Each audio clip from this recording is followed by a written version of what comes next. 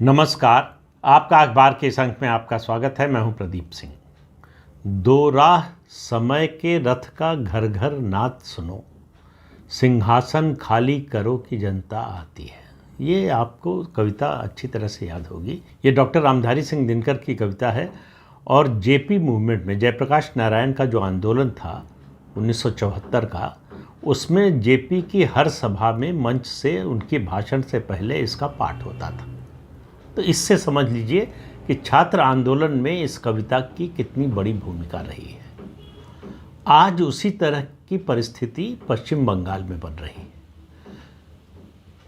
पश्चिम बंगाल में मंगलवार को छात्र सड़कों पर उतरे और नाम दिया गया न बनना अभियान।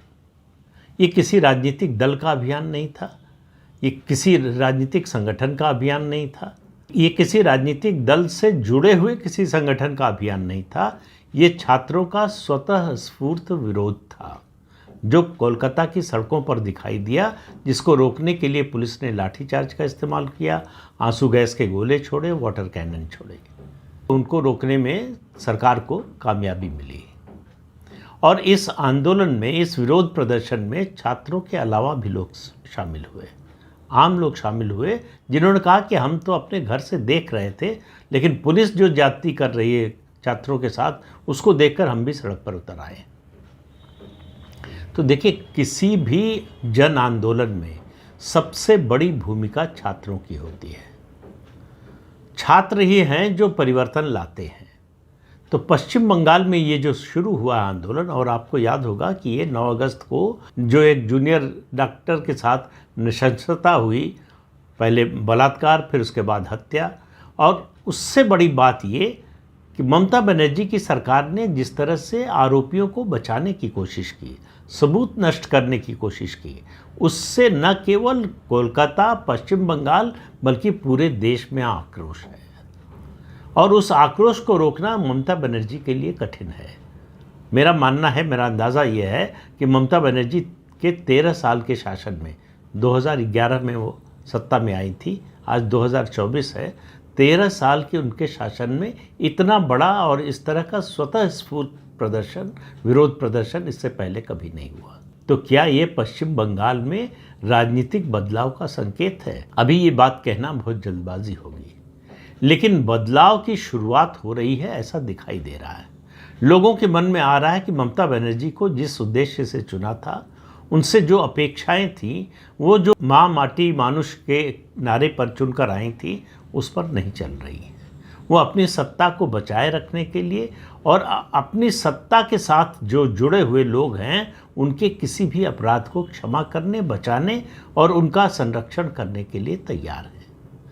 वो केंद्रीय जांच एजेंसियों को नहीं आने देती हैं, वो केंद्रीय जांच एजेंसियों के खिलाफ कार्रवाई करती हैं, लेकिन जो आरोपी हैं उनके खिलाफ कार्रवाई करने से बचती हैं, बल्कि उनको बचाती हैं। तो ममता बनर्जी के लिए दिन पर दिन मुश्किल बढ़ती जा रही है। अब उन्होंने आरोप लगाया कि दरअसल ये जो है विरोध प्रदर्शन जो हुआ है, ये बीजेपी का है। लेफ्ट फ्रंट भी कह रहा है कि ये बीजेपी के लोगों का करवाया हुआ है। तब आप देखिए, लेफ्ट फ्रंट जो अभी तक ममता बनर्जी सरकार के खिलाफ खुले तौर पर था, और ममता बनर्जी एक ही सांस में दोनों का नाम लेती थी, बीजेपी और लेफ्ट का, राम और बाम के नाम से, कि उन लोगों का विरोध प्रदर्शन है, उन लोगों की ओर से हो रहा है जब डॉक्टरों ने प्रदर्शन किया था। लेकिन मंगलवार के प्रदर्शन के बारे में जो बात ममता बनर्जी कह रही हैं, वही बात लेफ्ट फ्रंट के लोग कह रहे हैं। इसका मतलब है कि इस आंदोलन से लेफ्ट फ्रंट यानी सीपीएम, खास तौर से सबसे बड़ी पार्टी वही है, उसी का मतलब है, बाकी तो उसकी जो है सहायक पार्टियां हैं। सीपीएम इस आंदोलन से अपनी दूरी बना रही है। उसको लग रहा है कि अगर इस आंदोलन में शामिल हुए, ये उग्र हुआ और इसकी वजह से सत्ता परिवर्तन हुआ, तो इसका पूरा लाभ भारतीय जनता पार्टी को मिल जाएगा। अब आप देखिए, ऐसे मुद्दों पर भी किस तरह से राजनीति खेली जाती है, किस तरह से राजनीतिक दांव पेच और किस तरह से राजनीति की बारीकियों को देखा जाता है। सीपीएम जो अभी तक इस मुद्दे पर खुलकर ममता बनर्जी की सरकार के खिलाफ थी, अब वो समर्थन में तो नहीं आई है, समर्थन में आ भी नहीं सकती जिस तरह का जन आक्रोश है, लेकिन उसने अपने को एक तरह से थोड़ा अपने कदम पीछे खींच लिए। उसको लग रहा है कि ये आंदोलन अगर जिस तरह से सीपीएम की लेफ्ट फ्रंट की सरकार के खिलाफ नंदीग्राम और सिंगूर का आंदोलन हुआ था, वो अगर स्वरूप ले लिया इस आंदोलन ने, तो उसका फ़ायदा सीधे भारतीय जनता पार्टी को मिलेगा, क्योंकि भारतीय जनता पार्टी प्रदेश में नंबर 2 की पार्टी है और टीएमसी को कोई चैलेंज कर सकता है, रिप्लेस कर सकता है, टीएमसी का कोई विकल्प बन सकता है, तो इस समय भारतीय जनता पार्टी है। तो भारतीय जनता पार्टी को फ़ायदा ना हो, इसलिए सीपीएम इस आंदोलन से अपनी दूरी बनाने की कोशिश कर रही है। तो जाहिर है कि ये जो कोशिश है उसकी, वो न टीएमसी के साथ है, न बीजेपी के साथ है, न तो वो आरोपियों के साथ है, न आंदोलनकारियों के साथ है। तो ये दुविधा में दोनों गए, माया मिली न राम, वो हाल जो है सीपीएम का होने वाला है।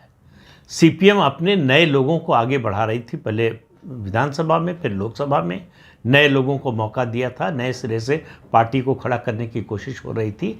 लेकिन कुछ मुद्दे होते हैं, कुछ ऐसे मोड़ आते हैं राजनीतिक जीवन में, किसी सरकार के, किसी प्रदेश के, किसी देश के जीवन में, जब वो एक तरह से निर्णायक बन जाते हैं। पश्चिम बंगाल में ये जो घटना हुई है, ये दर्दनाक घटना, ये एक तरह से निर्णायक मोड़ देने वाली है पश्चिम बंगाल की राजनीति को।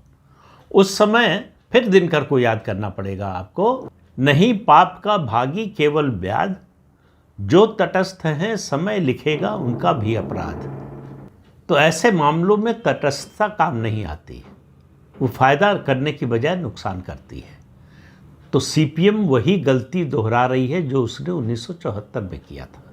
1974 के जेपी मूवमेंट में आरएसएस और जनसंघ, उस समय भाजपा नहीं बनी थी, उस समय तक जनसंघ थी, दोनों शामिल हो गए थे। सीपीएम ने जेपी के पास संदेश भिजवाया कि अगर जनसंघ और आरएसएस इस आंदोलन में शामिल होंगे तो हम नहीं होंगे।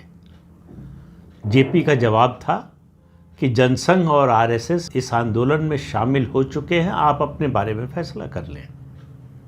सीपीएम को मजबूर होकर उस आंदोलन में शामिल होना पड़ा।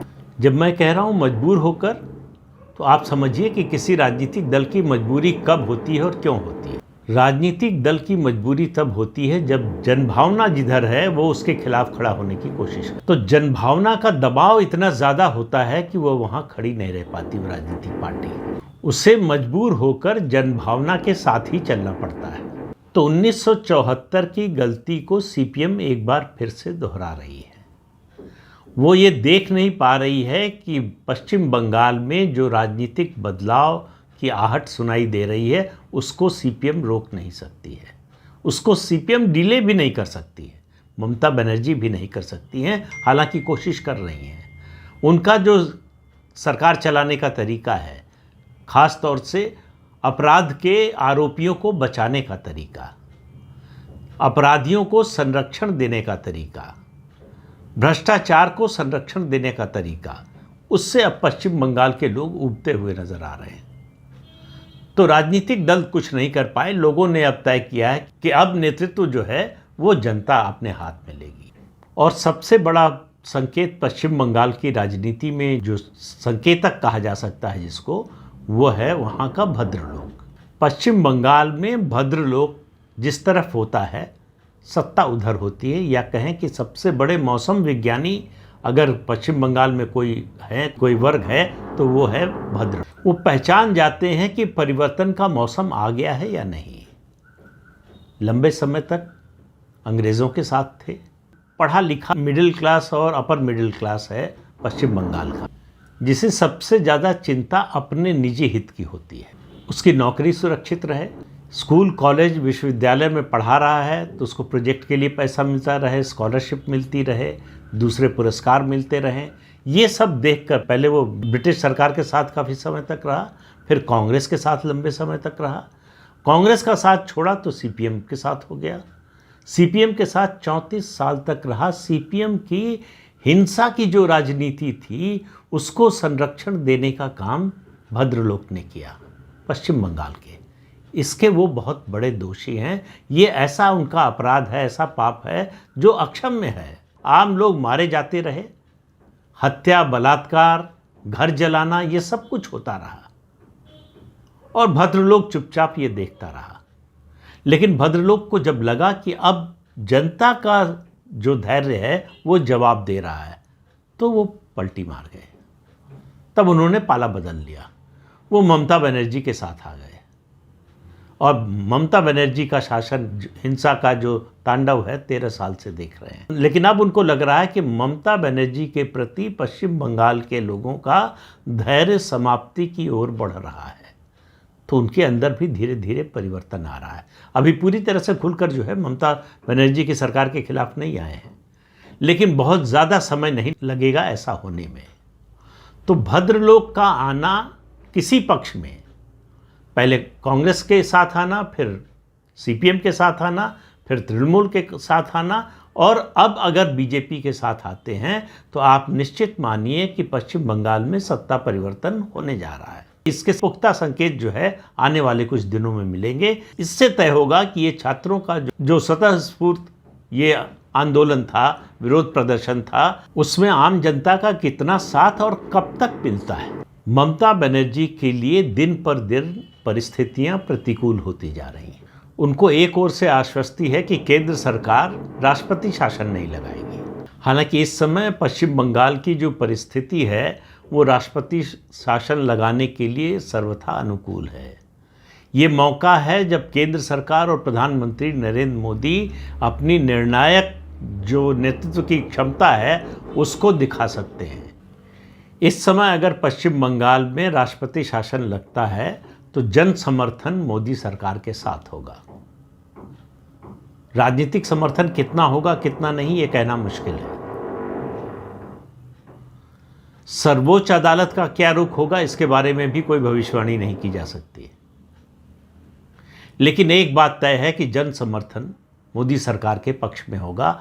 आम लोगों का मत है कि ये समय सही समय है। काफ़ी समय से लोगों को लग रहा है कि अब पश्चिम बंगाल